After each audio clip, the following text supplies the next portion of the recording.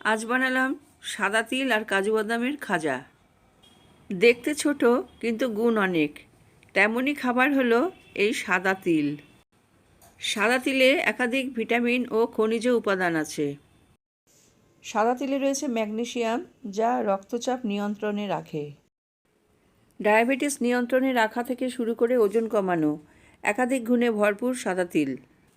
সাদা তিলে রয়েছে প্রচুর পরিমাণে জিঙ্ক, ক্যালসিয়াম, ফসফরাস, যা হাড়কে মজবুত রাখে এবং অস্টিওপোরোসিসের সম্ভাবনা কমায়। এখানে খাজা বানাবার জন্য নিয়েছি সাদা তিল, চিনি, ঘি আর কাজু বাদাম। তিল আগে থেকে ধুয়ে রোদে শুকিয়ে নিয়েছি, তারপরে খালি কড়াইয়ে একটু ফ্রাই করে নিয়েছি। এবার কাজু বাদামটাও ফ্রাই করে নিচ্ছি। কাজু বাদামে ক্যালসিয়াম, ম্যাগনেসিয়াম আর পটাশিয়াম আছে। কাজু বাদাম নিয়মিত খেলে শরীরে খনিজের চাহিদা পূর্ণ হয়। একটা মোটা প্লাস্টিকে আমি খানিকটা ঘি মাখিয়ে নিচ্ছি।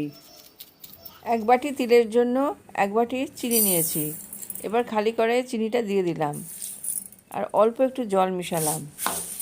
মাঝারি আঁচে চিনিটাকে আমি গলিয়ে নিচ্ছি। সুগন্ধের জন্য একটা ছোট এলাচ ফাটিয়ে দিয়েছি। এবার দিচ্ছি 1 চামচ ঘি। চিনির শিরা ঘন হয়ে এলে ওর মধ্যে ভাজা তিল আর ভাজা কাজু দিয়ে দিলাম।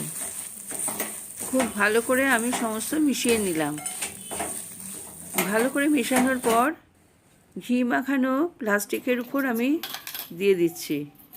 এবার বাকি প্লাস্টিক ভাঁজ করে আমি হাত দিয়ে চেপে চেপে দিচ্ছি। এবার নরম থাকতে থাকতে আমি ছুরি দিয়ে পিস করে নিচ্ছি।